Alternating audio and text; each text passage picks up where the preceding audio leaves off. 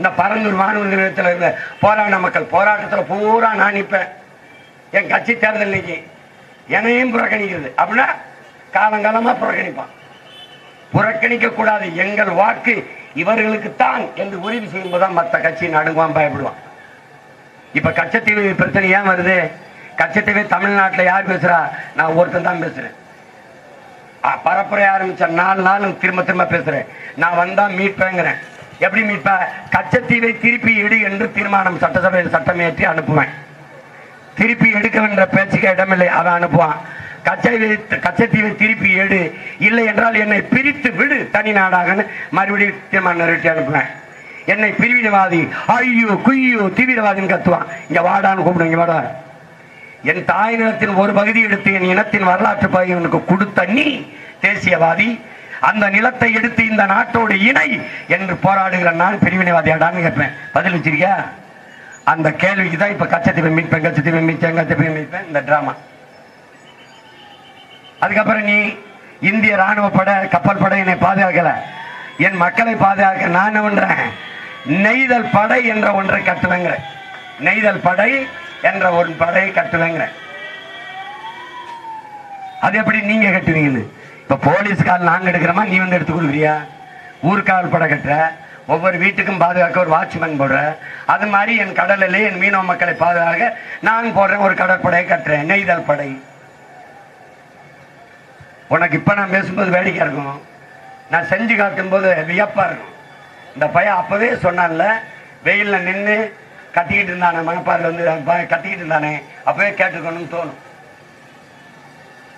ஏதோ என் அன்பு தமிழ் சொந்தங்கள், அறிவார்ந்த என் இன மக்கள், என்னிலும் இளைய என் தம்பி தங்கைகள், கற்றறிந்த சான்றோர்கள், படித்துக் கொண்டிருக்கிற மாணவ பிள்ளைகள், உங்களின் நலனுக்காகவே உங்க அண்ணன் இந்த அரசியலை முன்னெடுத்து நகர்கிறேன்.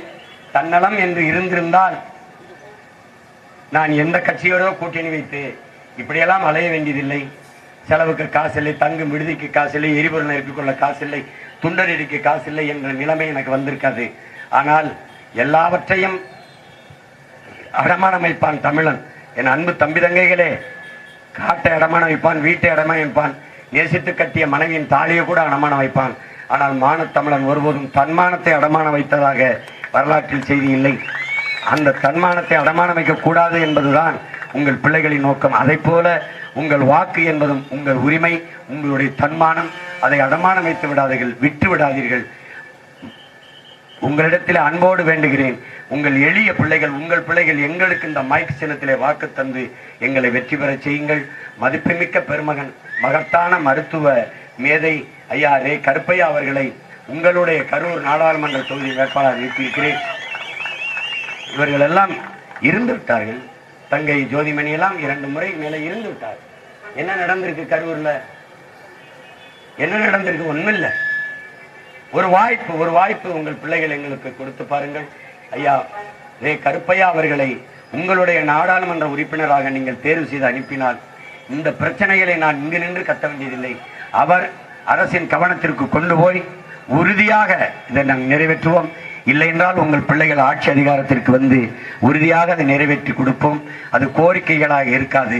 நாங்கள் குறை கேட்க வந்த பிள்ளைகள் அல்ல, உங்கள் குறை தீர்க்க வந்த பிள்ளைகள் என்பதை நினைவில் வைத்து வருகிற ஏப்ரல் 19 தேர்தலிலே மைக்கு சின்னத்திலே வாக்கு செலுத்தி எங்களுடைய ஐயா, நம்முடைய மதிப்பிற்குரிய பெருந்தகை மருத்துவர் ரே கருப்பையா அவர்களுக்கு மைக் சின்னத்திலே வாக்கு செலுத்தி வெற்றி பெற செய்யுங்கள். எங்களின் வெற்றி உங்களின் வெற்றி. 50,000 ஆண்டுகளுக்கு மொத்த பெருமை மிக்க தமிழர் என்கிற தேசிய இனத்தின் வெற்றி. இவர்களின் வெற்றி என்பது சாதாரண ஒரு நிகழ்வு, வழக்கம் போல ஒரு நிகழ்வு.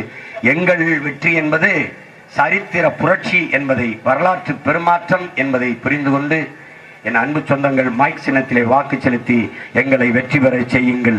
புரட்சி எப்போதும் வெல்லும். உங்கள் பிள்ளைகள் எங்களின் வெற்றி நாளை அதை சொல்லும்.